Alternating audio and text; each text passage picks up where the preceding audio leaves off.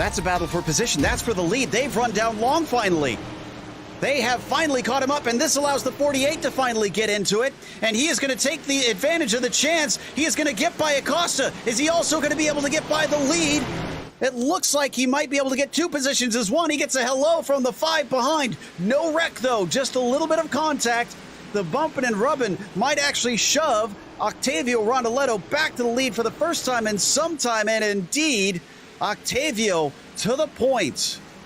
Big wreck, and Marty and more cars. It looks like John Keefe is in there, and Gabbiani is carrying him. Literally carrying him.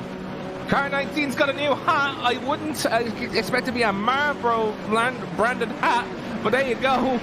Unfortunately, John Keefe having to be a passenger all the way, literally, through that entire incident. That is worthy of a replay right there.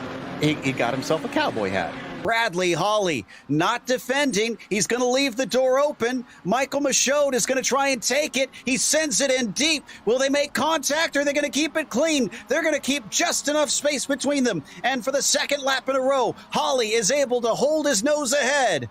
Able to hold his nose ahead, and he knows that the advantage is now going to switch back to him through Rauch. That is Michaud trying to carry that momentum around the high side. Isn't able to do so. Dives back in the line, looking for a little bit of a crossover there. Starts to get his nose down to the inside into Verth. He's going to go for the maneuver. Hawley able to hold it out, but he may run wide here at the exit. Will that give an advantage back? No, but it will give it back to Boucher, who's now able to make the move on Michaud. A little bit of a look there from Parton, and that's just him trying to poke his nose, see if he can get any sort of a head fake, and he got one. He goes a little bit wide, sent it in deep. He's got the inside in the second corner, though, is Partonen could be able to complete the pass. He tries to pinch him down, but gives him a fair bit of space. The battle continues down into turn 3. He's on the inside. They're going to bang wheels. They come together. He knocks him back straight, but Partonen is now your leader. Here comes Glover up the inside, down through the final turn and onto the front stretch, almost pushing him off the track. He has to slow up. We're going to go 3 wide as to the inside of both of them. Bergstrom says, thank you very much. I am going to snatch up P7 with that. Oh, here comes Nicholson. He's going to look around the outside, going through that first sector. Has to look for the crossover now. He's going to go down to the inside. It continues into turn 3. They go wheel to wheel. Track switches back. He's actually got a nose ahead, but just no grip on the marbles. Almost goes out into the grass, but he's holding on just barely.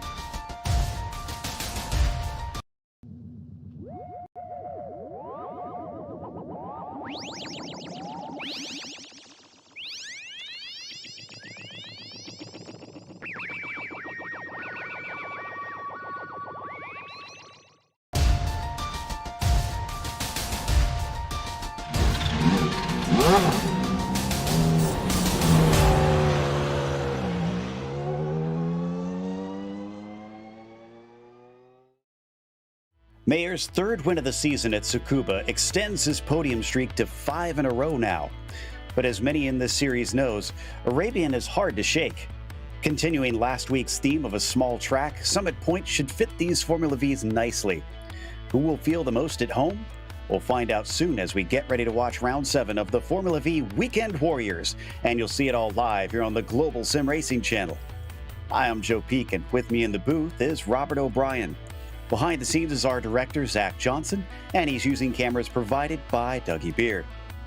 Without iRacing, Summit Point might continue to be a more locally known circuit, but thanks to the sim, it's been raced virtually by drivers from all over the world now. Let's head to our track eye to find out more.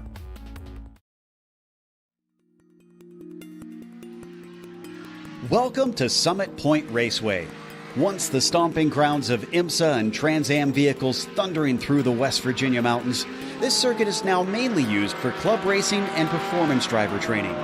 Situationed a couple hours west of Washington, D.C., there are actually 2 entirely separate circuits that can be tackled here on the iRacing service.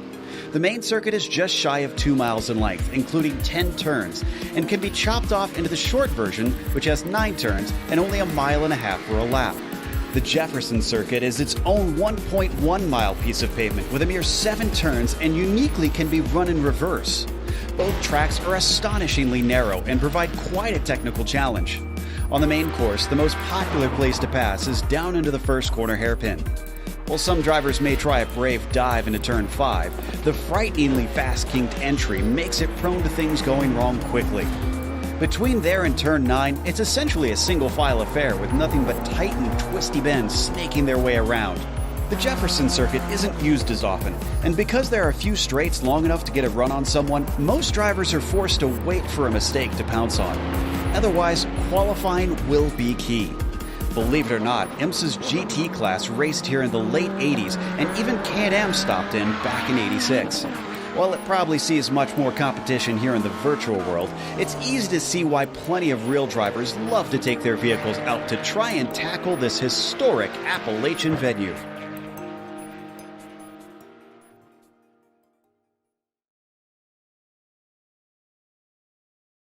Well, Rob, as we were saying, this place should fit these little cars quite nicely. A little bit underpowered, but they don't need a lot of a track like this.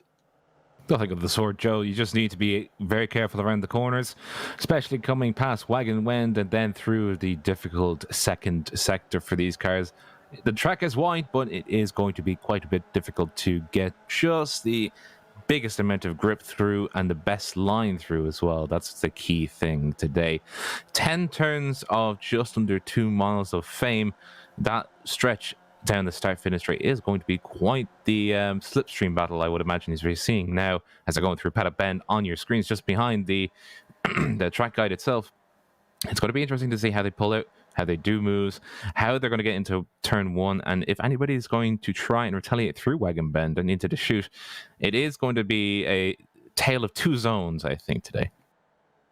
It's definitely a bit technical there on the backside of the course. But before we get to the racing, we want to remind you of our sponsor, 42 Stitches. 42 Stitches offers custom embroidery and full color heat transfer. Put your logo on shirts, hats, jackets, and anything else you can imagine to promote your business or organization. They have also just recently expanded their capabilities into vinyl graphics. Put your company logo on your vehicles, create signage, or hand out stickers to potential customers, creating brand awareness. Check them out at 42stitches.com and let them put together a package especially for you. Now, in the championship, Mayer has now moved himself up into the overall lead, and Foreign's Arabian is chasing back there in second place. He's third overall, interestingly. We'll get to the second place overall driver in a little bit. From there on down, well, things get a little bit spread apart. So we're expecting this to mainly be between Mayer and Arabian. We have the Spec 2 standings here, and I believe Rob has those. Indeed, I do. Johan Batanga, after last week, is under threat from Jeremy Lewis. Jeremy Lewis scored 34 points last week, pushing him up to 390 or 15 points behind Johan Batanga, but he still holds just by the fingernails the first position there. Does Johan. Ian Gibson minus 135 points or 217, followed by Frederik Stick on 257. And then rounding out the top 5 is Flavio Andolo, quite a distance away. So, just like the S1s, there's a battle for that P1. Now, in the Masters category, it is Antonio Reese who is at the top. He is second overall in the points, but he's been dominating pretty much everybody, both in this category and doing a fantastic job, having taken a win and 4 second places so far this season. Coppage, Cantor, Batley are the ones behind Gradwell there in second, hoping to try and make up enough that they could at least try and catch Tom, let alone Antonio. As for today's race itself, Robert, what are the drivers up against? They're up against 40-minute racing, as per usual. If you've not participated or not seen the Formula V Weekend Warriors, it is a 40-minute race with 1 stop due to limited fuel in the open setup cars. So, you know, these cars don't have a big fuel tank to begin with. They're going to be quite strapped out there. The usual tactic is to either go in early, get that undercut done very, very, very, very, very early on, hoping that the gap is behind you, or try and go for as long as you can, try and eat as much slipstream as possible. And you can see plenty of cars. And in the middle there is the pink or the bright purple car of Foreign's Arabian. Just ahead, there he is. That's him. Foreign's Arabian. He is a fan of the last year of eating as much slipstream as possible and then trying to gain that time in the pits. Will he have to do it today, though? It depends on how good he qualifies, and he is not on pole position yet. No, that is Caleb Patry, who has the provisional pole, who's actually immediately behind Forens right now. There you see him in that number 98, and Forens is actually going to pull off. Well, and they're going to all kind of get into a little kerfluffle there, down into what we have dubbed yard sale corner here on the channel. And you can kind of see why it is, even though they don't have a lot of power, still a problem zone, unfortunately. Arabian only has to make up 0.02 of a second, a little bit more than that, to try and take that pole away. But now that he's been sent back into pit lane, he's going to have to get out there and start running pretty soon, because it's still about a minute and a half to get around this track. I mean, you know, it kind of paints a picture of how sort of little power these poor little engines have. I mean, they look the part. These cars definitely look the part, and they're great to actually get into and race. But it takes quite a while to get to up to speed. They're more like trolley carts in the fact that you kind of have to push them very hard to get them going. And once they get going, well, where are your brakes? They're your feet mainly. Yeah, I guess for reference for those here on the iRacing service, the Skippies, I believe, do around 107s, 106s around this track, 20 seconds difference. And that's sort of the slightly bigger cousin of this Formula V. So these are cars that are meant for beginners, essentially. Everybody kind of comes in the SCCA to try and give a go at this type of vehicle, if they want to try and work their way up open wheelers at some stage. And coming down through the chute and into yard sale there, that was Mayer that we see on screen in the number 5. He's got Kenneth Batley trying to toe off of him. Minute 55 left to go. So drivers might get 2 more laps in if they're already out rolling. 1 if they take off now. Well, Mr. Mayer has got a lot of problems because he's not in first, he's not in second, he's actually in third with a 134 or 126 748 correction, and he has got a lot of time to make up. Well, a lot of time in relative speaking. He's got 700ths of a second to make up. Does he cross the line and make it up? Nope. Yeah, he's a little slow on that one. He doesn't have the slipstream. Batley behind him will. Are they going to swap around? Kenneth is showing his nose, and yeah, there was a little lift from Mayer, which means with this being, I believe, his last lap, Simon will not be able to cycle back around to try and improve, because that lift is probably going to cost him too much to try and make up with the slipstream. As we jump behind them, coming down to the line now, this is Leone, Luca just ahead of looks like the car of Conti, both of them crossing the line and neither one able to set a quicker lap. A few drivers out there still trying to set times. Caleb is not going to set another time. Forens Arabian is not going to set another time, but this car is. That is the car number 922 of Kenneth Batley as he comes through the technical sections, so he needs to keep as much speed as he can through here. This kind of car is the momentum car. I mean, you know, when they literally have a soapbox idea going around them on Mount Washington, you can definitely tell how much momentum you kind of have to carry through to get fast lap times. Same thing here, same sort of situation. Carry as much speed through as you can. Coming through paddock, needs to keep it as right to those rumble strips as possible, and then sweep it out wide. Make sure that the wheel is sort of, you kind of need to keep the wheel as sort of centered as possible. He doesn't improve his lap time. And checkered flag is out. Batley just came across and did not improve. Looks like Mayer didn't either, as Foster will be the next one through. The 815 doesn't find anything there. Up next, looks like it'll be Evandro Dantas, who's currently sitting in 19th in that number 32 machine. The very banana yellow car is coming down and across. The Brazilian, let's see what he can do. Unfortunately, he gets his lap deleted. And that was Bruno Conti and Luca Leone both across the line and both not improving their lap times. So 2 more that have yet to improve and are going to be starting quite stuck in the midfield. That's the car number 19 of Carl Burke. I think he is actually a new entry. I haven't seen his name around. I have not either. Looks like Michael Johnson's going to pull his car into the pit, so he's not going to take his last lap, and Carl's doing the same thing. Jin is doing likewise, which means that is everybody with the grid set. We're going to head off to our warm-up session now. So, like you said, a few fresh faces in here giving a go at this thing. One that has shown his face around here, we just mentioned, but not down on the track yet. Michael Johnson, not doing too shabby, getting himself up into ninth. The reason I point him out, not just because we have any sort of bias here with having worked with him in the booth, but he actually races and has driven these things in real life. He's a driver coach in the real world, and he's mentioned repeatedly it's one of his favorite cars. So I'm curious to see if he can maybe school some of these guys.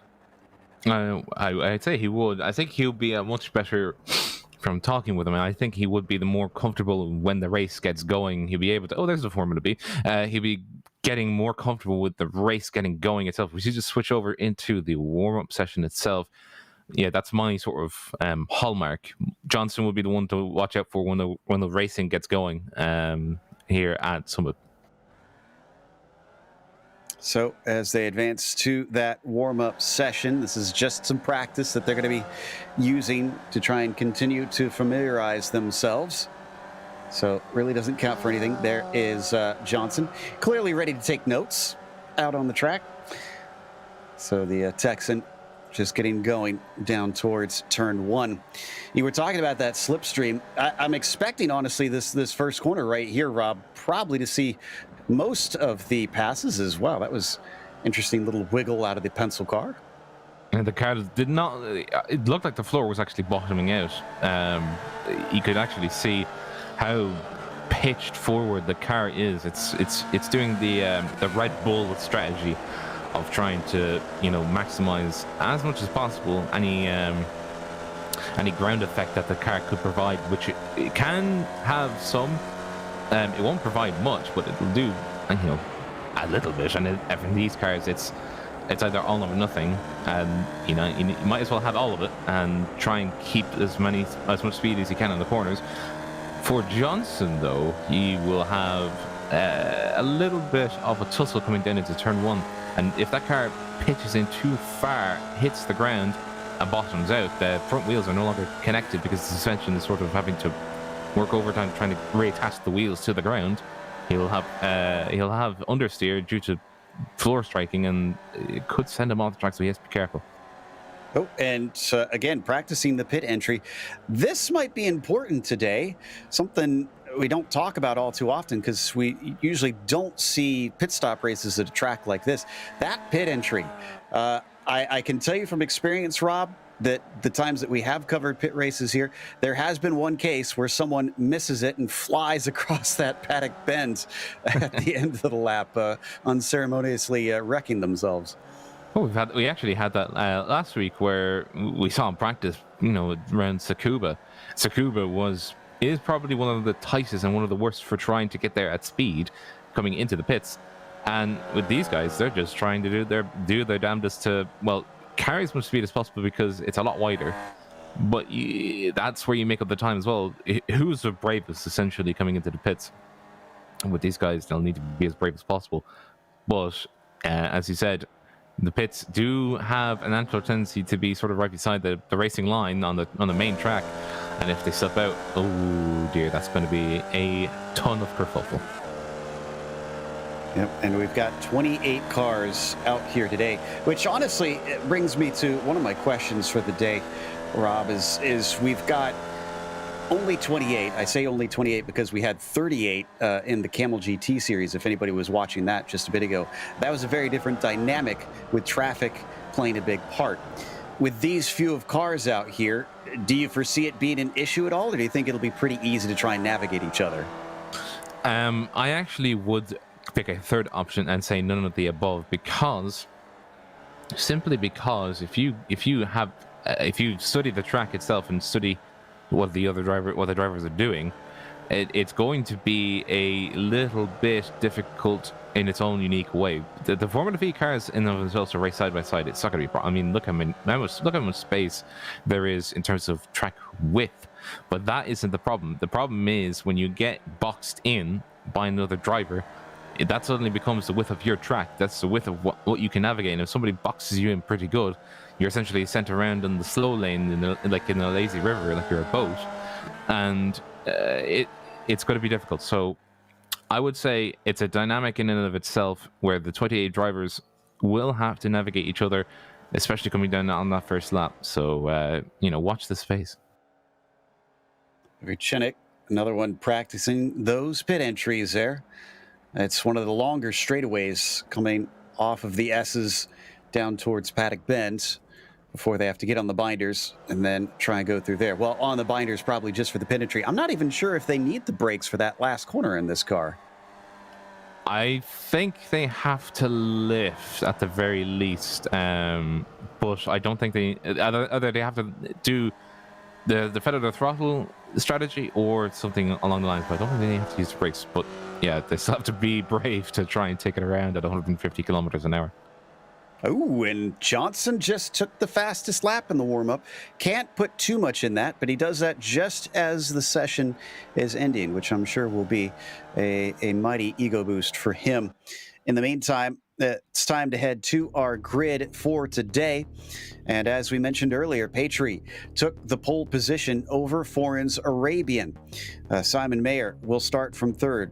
He is in a championship battle with that 6 car. As Johan Butanga starts from P4, then you've got Kenneth Bately in 5th position, Frederik Riesdick in 6th, followed by Jim Brewster in 7th. Then it's Ian Gibson on the outside of that row. Michael Johnson qualified in 9th, and Jeremy Lewis will start from 10th. Then going down from there, in 11th is Michael Verchunik, and then in 12th is going to be Justin Hoffman. Jesus Rodriguez in 13th. 14th is Edgar Sanginelli. And then 15th is Bruno Conti, followed by Luca Leoni. Paolo Brem in 17th. Then in 18th is going to be Søren Mayer. And that's Søren Mayer, correction. That's another new face that we haven't seen before. The big surprise, though, is Evandro Dantas in 19th. He is very far down. 20th is going to be Raleigh Foster. Jeff Cantor starts from 21st, and it's Carl Burke in 22nd. Gary Wobolt, P23 for him. Rogan Buck back once again, and 24th for his starting spot. Isan Jin is the last one to set a time in 25th. McGill, Hughes, and Camilleri will start from the back, but only Jim McGill I see on the track right now, so we might have 26 instead of 28. We'll keep an eye out to see if we get some drivers starting from pit lane here today, and they will get a pace lap, and then they will be on their way. It's, despite the cloud cover, somewhat hot on the track surface, Rob. It's 91 Fahrenheit, but I can't imagine that'd be too bad for the drivers.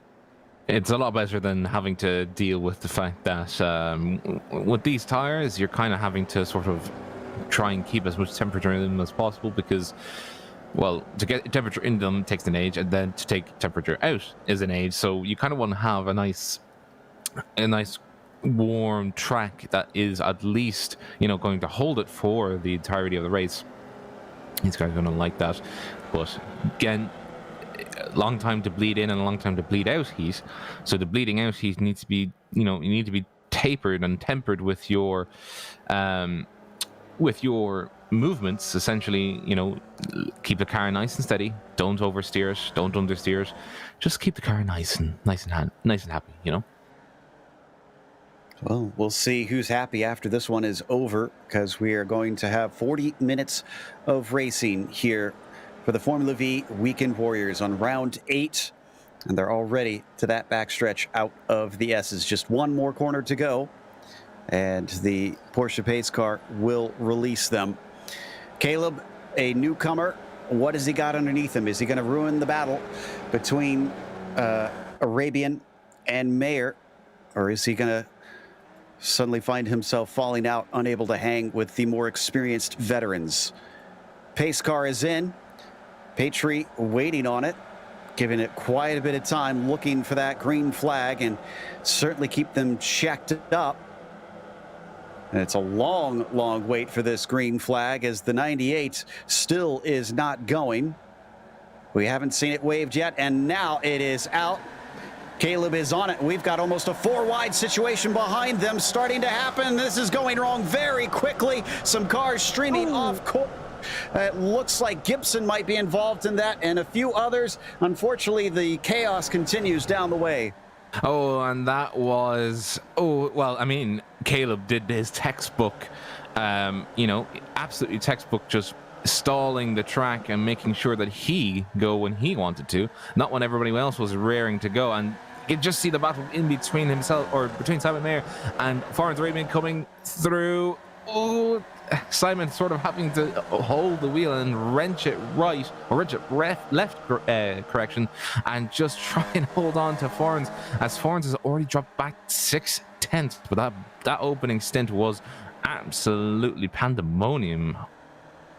Well, it took out at least one of our newcomers, Michael Johnson, apparently in pit lane after that. They do have a spare car that they can pop in, but he's going to be a little bit behind the 8 ball. Up at the front, Petrie still leads Arabian. Mayer in third. Butanga, our leader in that F2 championship, or S2 championship rather, is currently sitting in fourth. On to the front stretch for the first time, fully at speed. Let's see what the Slipstream's got. Imagine if they did drive F2s and S2s, that would be something else. The closing speed, but Florence Arabian does have plenty of closing speed. He's got a 5-kilometer-an-hour difference on Caleb Petrie. Caleb on the outside there, on your left-hand side of your screens, on the right-hand side. Now on your left-hand side is the purple car of Florence Arabian. Sneaks in ahead, slots in ahead, and Simon Mayer is trying to follow through, but he doesn't get it coming into turn 1. And we have plenty of other guys trying to emulate that same thing. That's Mikkel Vichunik trying to get ahead of Edgar Sancinelli as they go for a 4-way melee past turn 1. Yeah, Sancinelli just a little too wide in that first corner, gave up a few spots. I think we have the replay ready, since I don't know if we're going to get a pass here. Maybe we will. We'll see. Into yard sale, and no, everybody's going to stay in line. Let's take a glance at what happened at the start. Ian Gibson, I'm pretty certain, was in the thick of this. Yeah, there he is right there. Makes it 4 wide, makes the first contact, and Johnson was there, a part of it.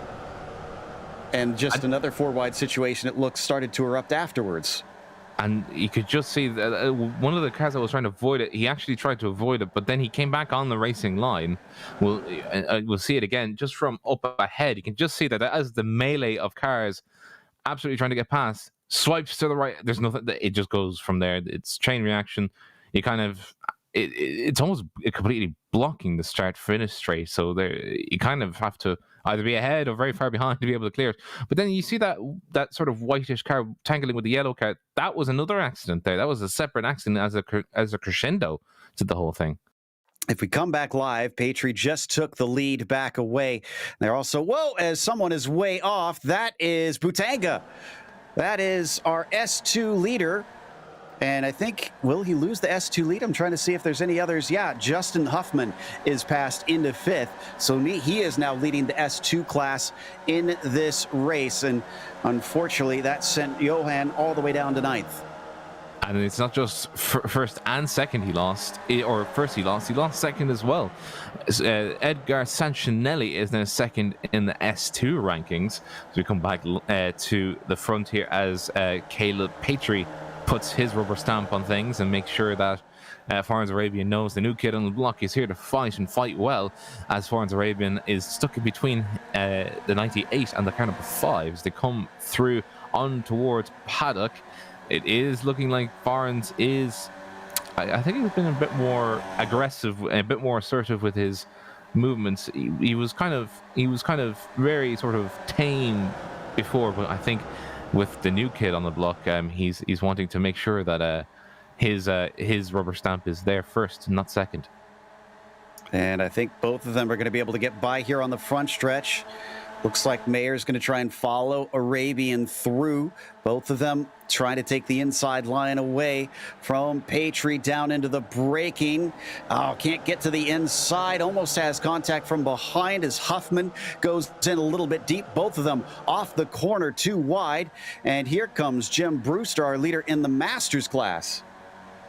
Jim Brewster very, very elegantly just sat there and waited for the opportunity to present itself. And there it did. As Kenneth Batley in the background is battling with Edgar Sancinelli as they try and sort of keep towards or get back towards this group of 5 now.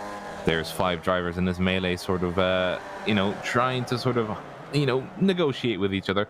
But I don't think, I think it's past the point now in the season where gaps can be negotiated downwards with truces. It's sort of like, oh, well, I'm ahead of you, so nope.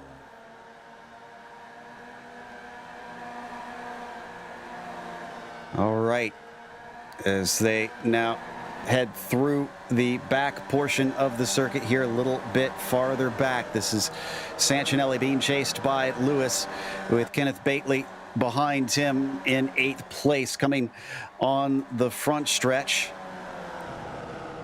It looks like Sancinelli does not get a good enough exit to hold back Lewis. The 266 has a good shot at things. Going to poke his nose to the inside. And coming down into the corner, he's got the desired line. Can he get the job done is the question. Looks like he is solidly through, fighting back a little bit. Sancinelli tries to return the favor, but nothing doing. Oh, crikey, that's Johan Batanga and Jim McGill. They're both in the pits. The car 42 and the 664, they've both been towed. I think they've had a mighty accident. Oh, dear, they did. Oof. So we've been having some unfortunate incidents very early on this one. And once again, on the straightaway, McGill and Butanga just tangling a little bit. And open wheel cars do not like to touch tires. Yeah, and that is the Formula B going for a buzz in. It's doing its thing where it's doing nectar and pollen. Oh, crikey, that is the Jeremy Lewis. Oh, no.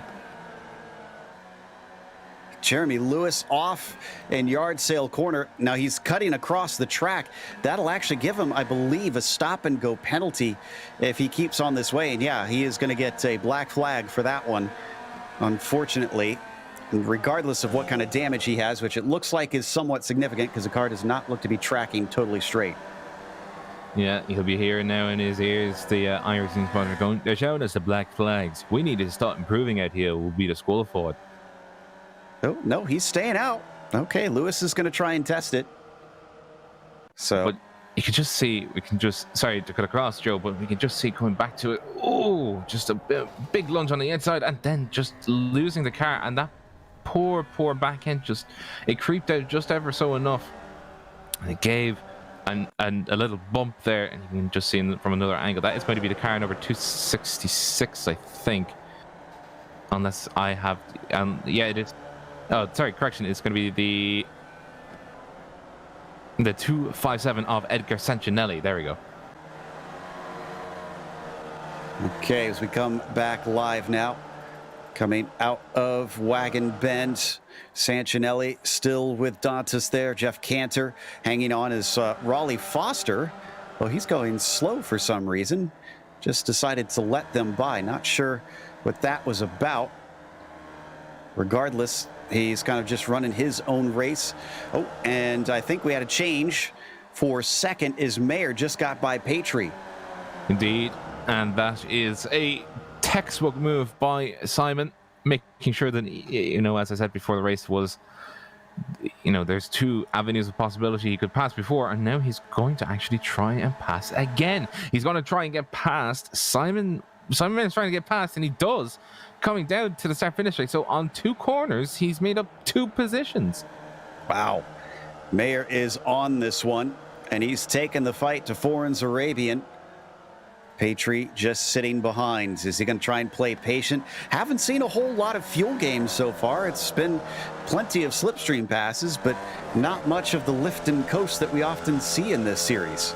I think those kinds of mittens are very firmly off at this point, because, I mean, it would be easy for just two people to do it. I mean, Mayer and Arabian both have demonstrated that they are very keen on doing that when it benefited them, so they could just have a melee at the end of the race by themselves without having to sort of be interrupted by anybody else. But with the new kid on the block of Caleb Patry, he is definitely putting things to bed.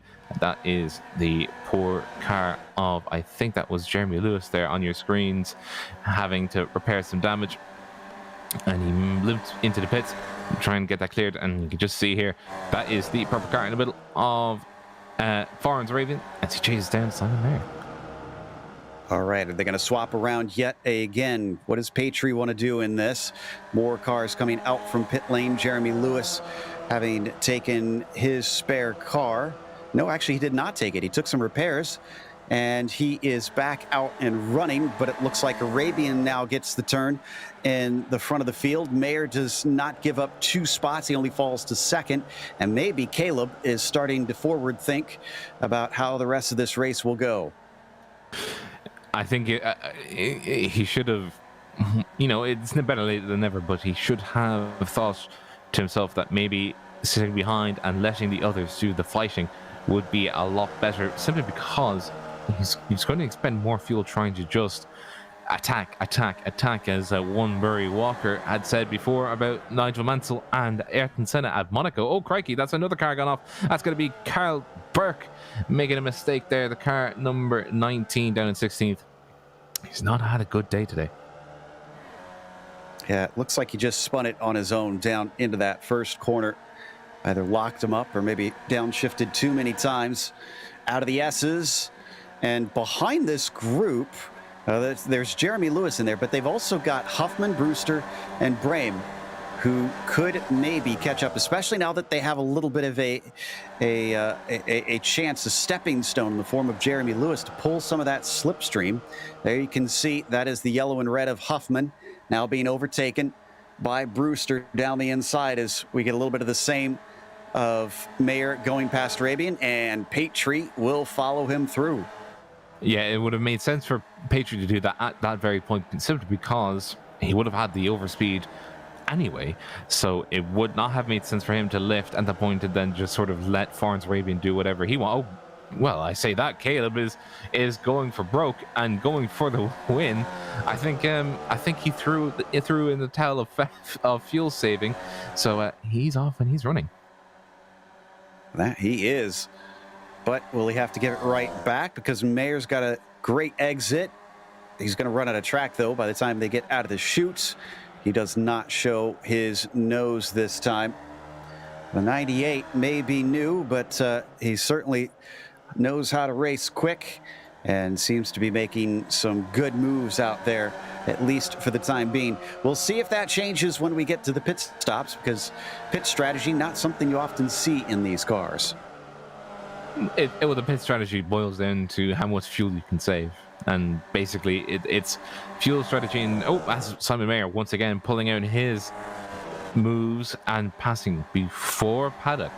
Does that make any difference? I won't think so, because here comes Caleb Patry coming down to start finish straight with overspeed, and will definitely pass him on the outside, or on the inside, correction. He's still got to finish the job. Mayer doesn't fight it. It looks like he maybe facilitated it a little bit. Yeah, I mean, you say it should be a simple thing about that fuel strategy. The thing that I'm more concerned about, all these other guys know just down to the 10th of a gallon how much to put in. The question is, Caleb, has he done his research? Does he know as exact as these guys do as we get a battle down into turn 1? As you can see the battle there on your screens, I would say he would, but sort of caveat, that's Soren Mayer and Luca Leone, by the way, the car 225 and the car 721 doing battle, and they are racing for position. This is 2 S2 drivers, and I saw Soren Mayer screaming away already a half a second ahead of his Italian counterpart in the car number 225. Coming back to the question at hand though, I would say Caleb probably is racing more by principle. I think he's racing to keep ahead and to try and just, if anything happens, it happens. And then if fuel saving is a thing, he would have needed to actually practice that before the race and would have had to done so quite extensively. As you can see here on your screens, and that is Jim Brewster being chased by Justin Huffman. And another move from Mayer down to the inside. Looks like he's going to be able to get past Patry, but Arabian is not showing his nose, so he'll stay put in P3. And Brewster also doing the same down to, Huffman doing the same on Brewster, rather, down for 4th and 5th. That is going to get a little bit confusing today that we have a Simon Mayer and we have a Soren Mayer, both spelled completely differently. Oh yeah, that's, I mean, pronounced very much nearly the same, but spelled completely differently. But I think Leone had an off. Yeah, Luca Leone in his fight with Mayer, unfortunately, was off on the first hairpin, and you can see he's losing yet more positions. Cantor, Dantas get through, but he stops the bleeding at Foster. Maybe, yes, he'll stay put in 11th. Yeah, that's how punishing it is to make a mistake on that first hairpin. Now, I did mention before Michael Johnson at the start of the race. If anybody were to make a mistake there, the road careers very tightly to the right. So if you make a mistake and you even go off by about a meter, that's about 2 seconds lost on Summit Point. So, 2 seconds lost in these cars is about an eternity, and at least a few positions. Well, the 7/10 that are being lost by Huffman, Brewster, and the like are certainly not helping them, because I just checked and they've been slower than Patry, Mayer, and Arabian as they come down into the first corner. I think we are starting to get some scheduled stops. I just saw Gary Wobolt and Bately both in. I would have probably said that they, Kenneth Batley coming in for a stop. That is 17 seconds in the box compared to 12 seconds of Jesus Rodriguez. So Kenneth may have accidentally selected his tires, which would be a big mistake. In these kinds of races, you kind of want to actually keep the tires all the way through, as Michael Futunik also joins them to take a pit stop. The early guys would actually have pitted around 2 laps ago, and that is helped by Edgar Sancinelli taking a pit stop for Federico Richtig, and they all took it in within the last 2 laps. And here we go. Here comes Forens for another crack of the whip. Coming up to Paddock Bend. Let's see if anybody's going to pit. No. Nobody in this group trying to dive in. Nobody making the move into that corner either, knowing that they've got a better opportunity right here if they decide they want that track position. And it appears that Mayer wants the track position. The silver car heading to the inside, and he is through. Another thing to watch out for, by the way, is that's the lapped car of Jeremy Lewis sitting behind him. He actually caught them. That's going to be another pit stop there on your screens. That's Soren Mayer in the pit stop box that he has designed for him or assigned to him today. That is Jeremy Lewis there. He's actually caught forward, not backwards. He's not caught the backpack of Jim Brewster and Justin Hoffman. He's actually got himself in tow with the likes of Mayer, Caleb, and Farnes. So any slipstream. Oh, crikey. And a move to the inside through yard sale is going to give the lead back to Patry. Was that a mistake from Simon, or was that just an aggressive move out of Caleb? Looks like a mistake from what I'm seeing on my replay. Mayer had to catch it as it got all out of sorts. Oh, and that is the danger of these cars coming in onto the apex. He was doing nice and handy. The car rear actually started sliding out and it was going to backspin him.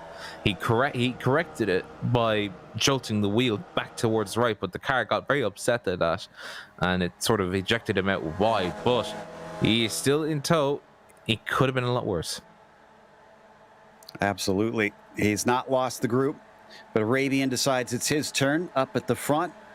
So he's going to pass by Caleb Patry down into the first corner. We're still only halfway through this race. There's plenty of opportunities to try and pit later on, as the swapping around between Huffman and Brewster gives Huffman fourth, or does it? They're going to go side by side back there, and this carries on.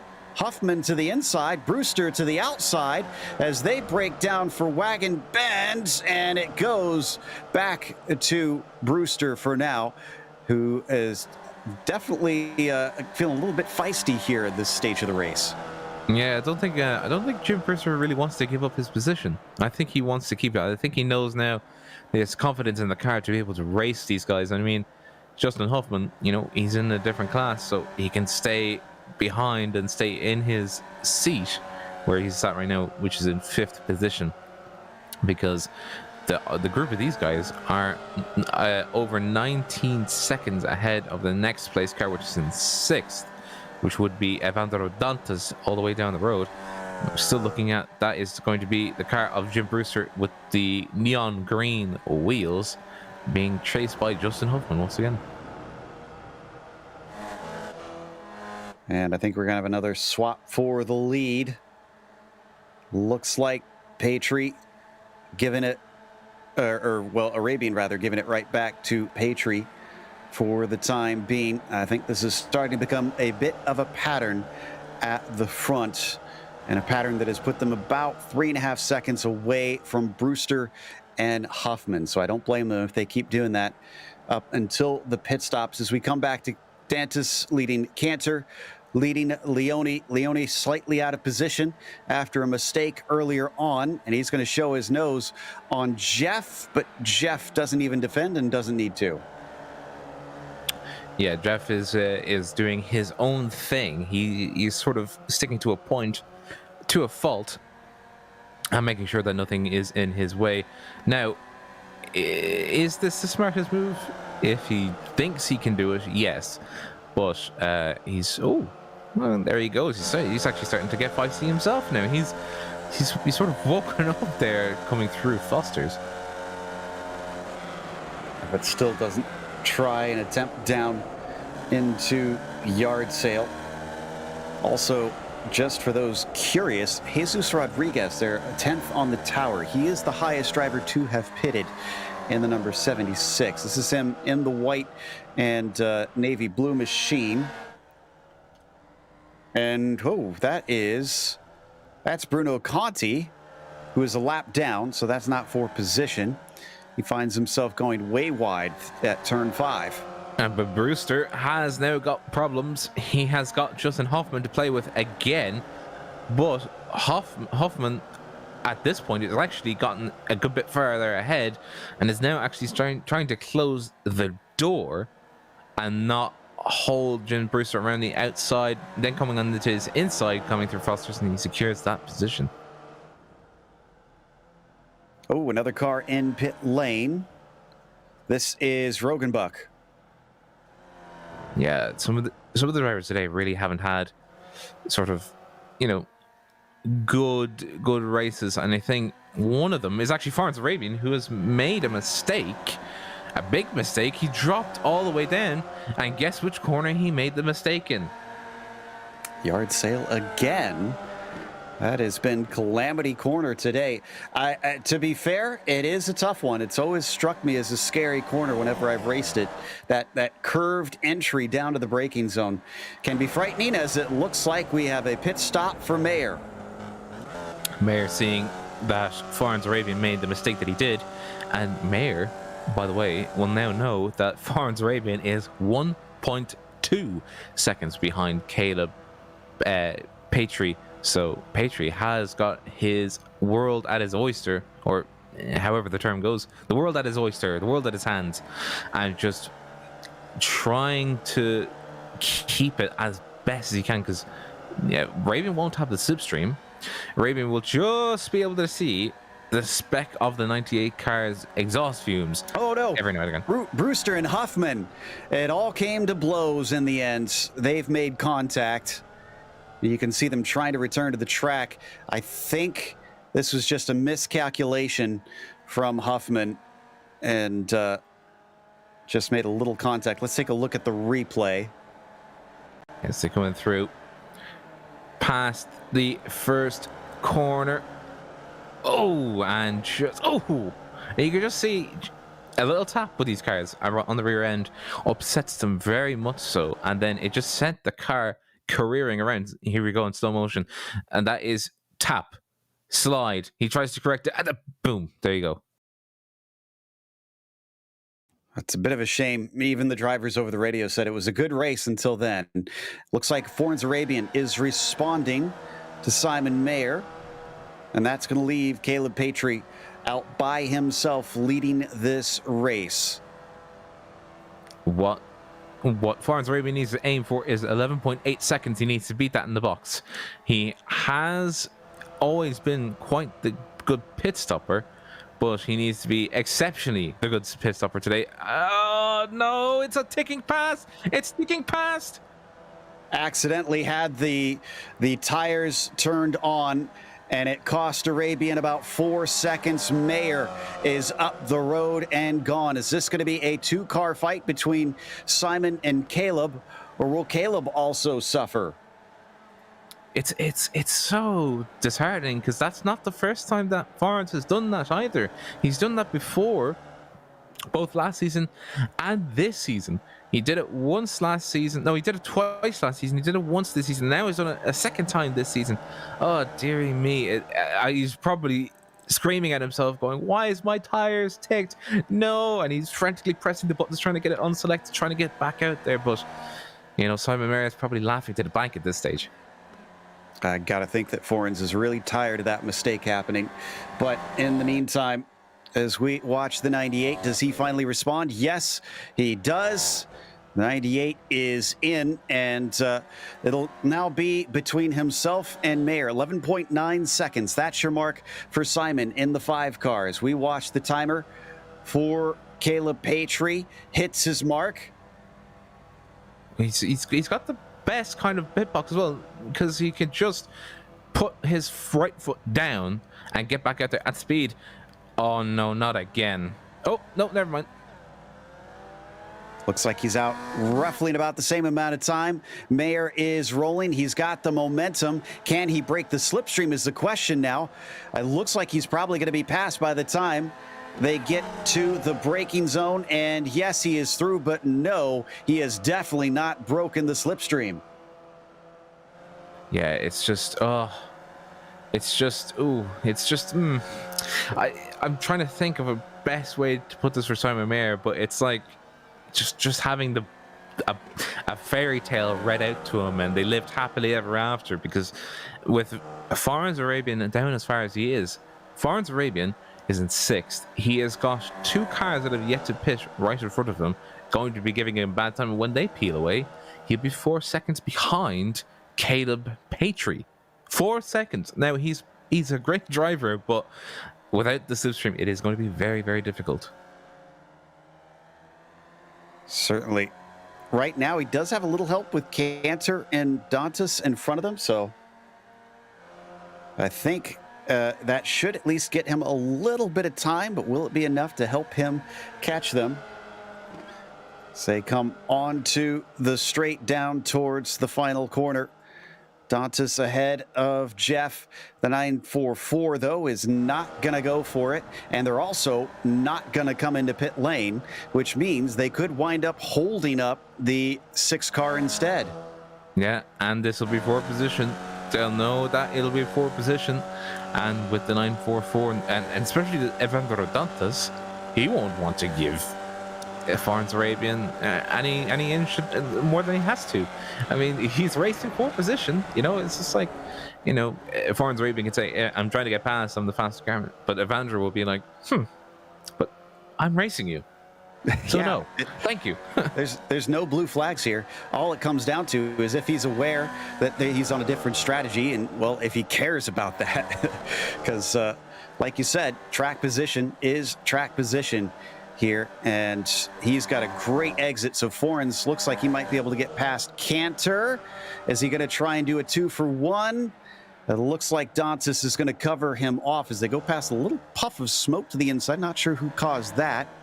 But I'm pretty certain at this stage that the 6 is being slowed up somewhat. Oh, he's going to make an ambitious move through the S's. Side by side through here will definitely cost them time, and he has to back out. Yeah, he's made a mistake because he jumped the gun a bit too early. He could have done it here. He could have done the Simon Mayer, have done it here, and have a great run coming up towards paddock. And he's going to try and do it anyway because Evans Rodontas is in the pits. Yep. This is what he's been hoping for, but he goes way wide at the apex, unfortunately. And so now that he is clear, let's see what the time is between himself and his rivals. Looks like 4.5 seconds to make up. Patry just took the lead back away from Mayer. And yeah, I don't think with about 10 minutes left, this is enough that Arabian can try and insert himself in the fight. He's got to hope that those two tangle or just really fight hard. Yeah, it's going to be exceptionally difficult. You see here, side-by-side action. Tucking back in, though, just before the first corner. It's going to be very difficult for Farns Arabian to be able to make it back up all on his own back again, simply because he has to hope that Simon Mayer and Caleb Patry do battle the car 98 and the car number 5 respectively up ahead of him. Do battle. He can see them, but he can't get to him. It's like standing outside a candy shop and saying, I want that one, but you can't get it. There's a window in the way. As we hop on board with them with the helmet cam here, let's see. This straight should be a good chance to see them up ahead. That crest looks like there they are. And just, it's a speck. It's literally a speck in the distance. It really is just, it's difficult because he'll have to do better laps than both the aggregate between Patry and Mayer if they're continuing to do battle. They've actually, they're holding position actually. Simon is anyway, he's holding position behind. Patry, he has not decided this time to make the move. There is, of course, a lap car ahead of him, but I think he just wants, he only wants one problem right now, and that problem would be Caleb, not Farns. Well, I just checked the lap times. They were about even between first and second, and Arabian back there in third, 1:27.8, roughly the time that you're looking at there. But they come across the lap traffic. Burke staying out of the way. That could be another thing that could help just a little bit, but it'll need a lot of it to happen. And considering we've lost 5 of our drivers, of our 21 drivers already, that's even less traffic to come upon that the leaders will find themselves potentially hindered by. They're onto the back stretch.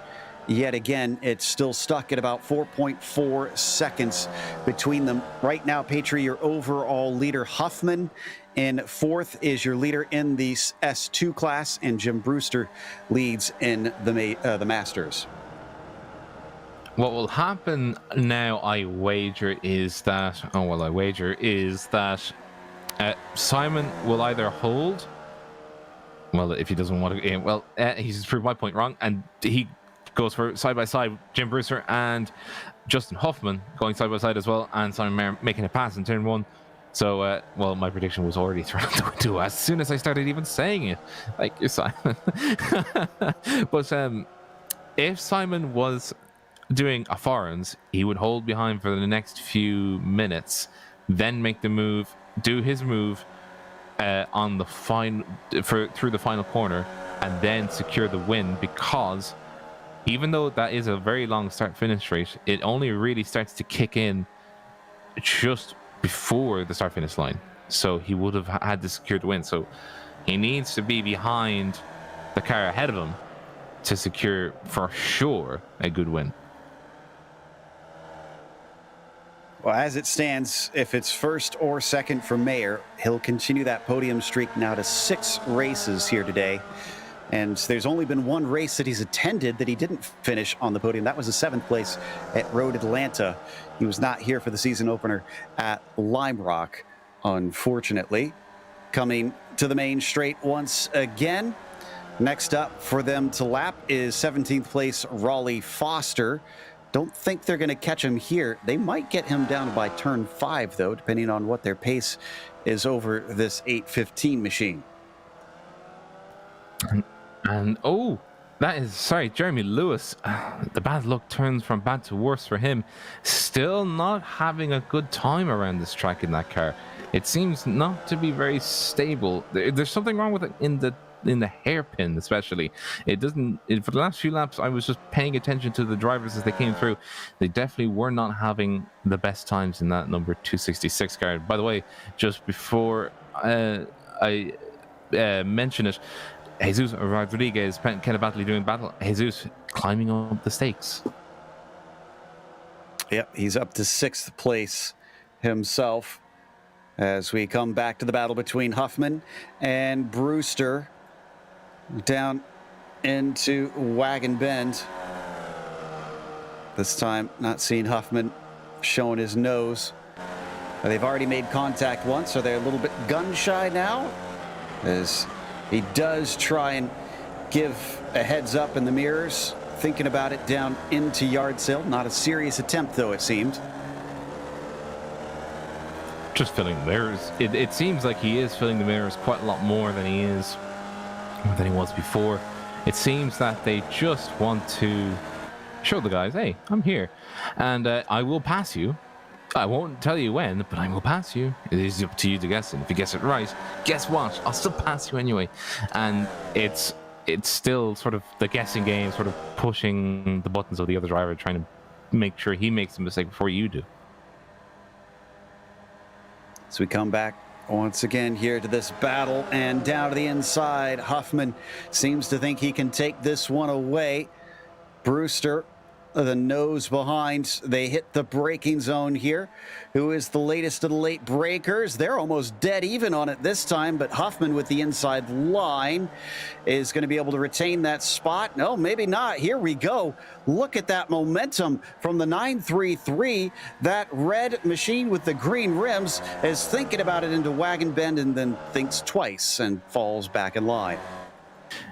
He is pushing the buttons of Justin Hoffman, probably in an attempt to gain some information, so for the final lap the two of them can really start going at it and Brewster can get the leg up on Justin Hoffman. Hoffman has to do all the defending.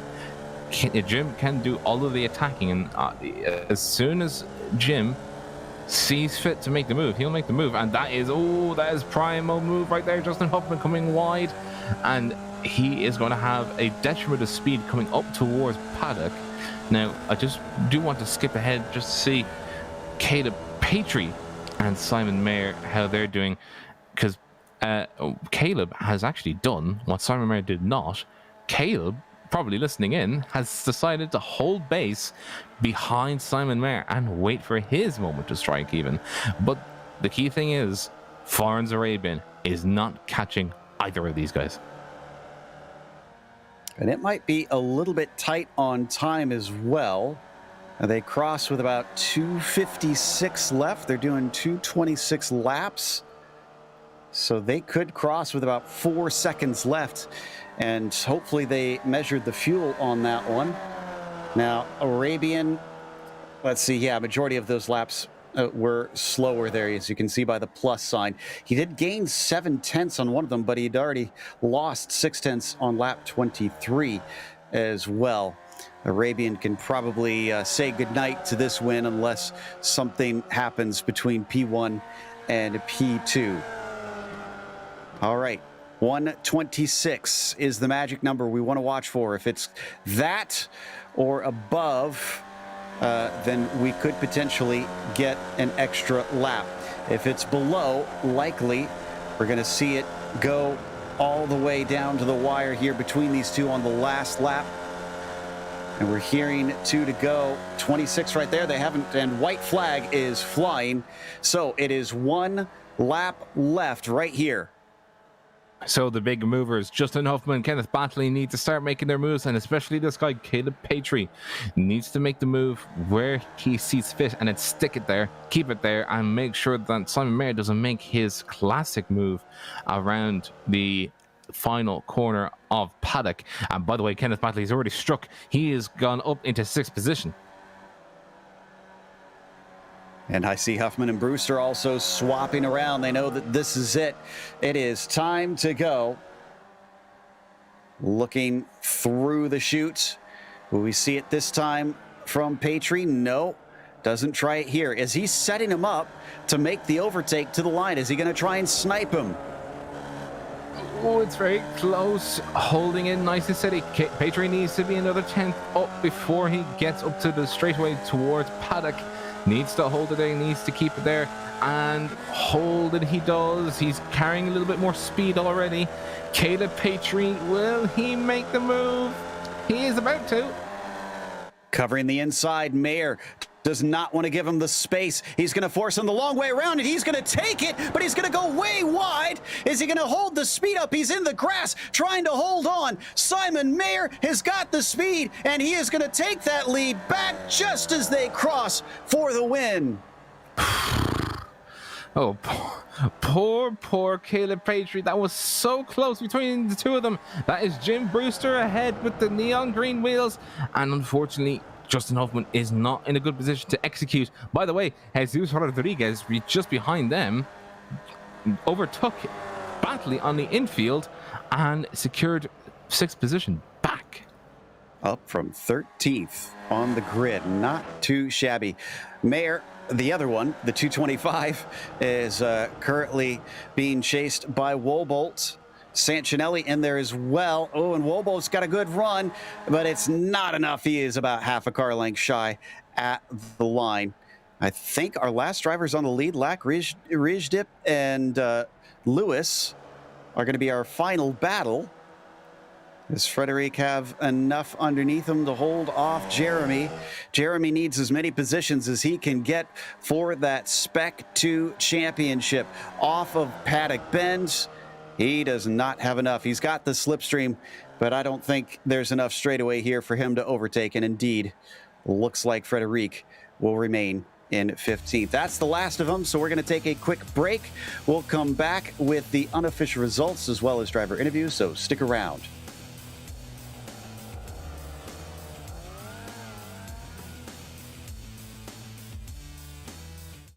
This is iRacing, the world's premier online racing game. iRacing puts you in the driver's seat to experience today's newest form of competitive motorsport, virtual racing, all from your home PC. Race virtually in indoor series from NASCAR, IndyCar, IMSA, the World of Outlaws, Aussie Supercars and more. Take on legendary circuits like Daytona, Silverstone and the Nürburgring. Join iRacing's global online racing community and get on track today at iRacing.com.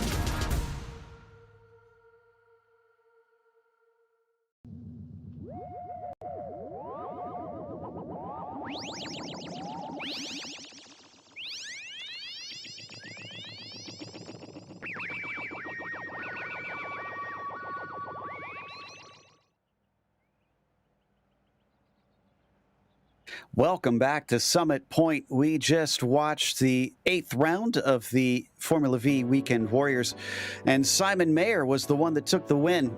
Took Caleb Patry to school there a bit as he showed him how to take victory in this championship that he has become quite experienced in.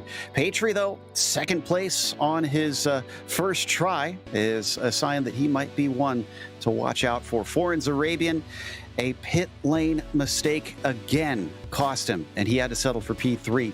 Loses yet more points to the 5 car in the championship. Brewster was 4th. Our winner of the Spec 2, or excuse me, winner of Masters rather. Spec 2 winner was Justin Huffman.